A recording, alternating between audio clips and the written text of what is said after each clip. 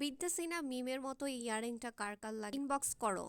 আজকে তোমাদের সাথে একটা ট্রেন্ডি ইয়ারিং শেয়ার করব, যারা অর্ডার করতে চাও ইনবক্স করে ফেলবে। এটা আমি অনেক সুন্দর একটা ট্রেন্ডি ইয়ারিং পরেছি, আর তার সাথে খুব সুন্দর সুন্দর কিছু ইজিলি হেয়ার স্টাইল দেখাবো। চলো দেখা যাক। সো আমি হচ্ছে প্রথমেই আমার দুই পাশে একদম সিটি করে আমি পার্ল দিয়েছি, আর তার সাথে সুন্দর একটা পার্লের ইয়ারিং পরেছি, খুবই ট্রেন্ডি। এটা দীপিকা পাড়ো এরকম একটা ইয়ারিং পরেছে। তারপরে এই পেয়ারটা এসেছিল আমার।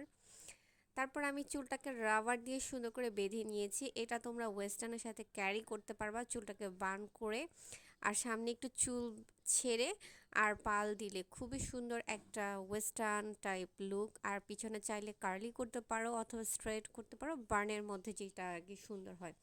তারপর আমি চলে গেলাম দুই পাশে দুইটা ডিভাইড করে দুইটা। তারপর আমি সুন্দর করে চুলটাকে পেঁচিয়ে নিলাম।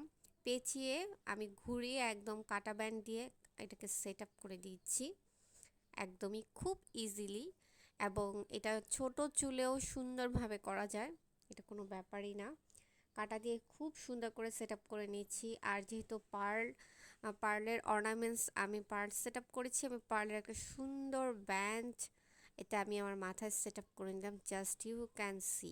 পার্টি ওয়্যার গর্জিয়াস শাড়ির সাথে তোমরা এই ধরনের হেয়ার করতে পারো। আর যদি তোমরা কাপড় পরো বা একটু ফুল টুল সেট আপ করতে চাও, তাহলে মিডল সাইডে তোমরা ফুল টুল সেট আপ করতে পারো শাড়ির সাথে ম্যাচ করে।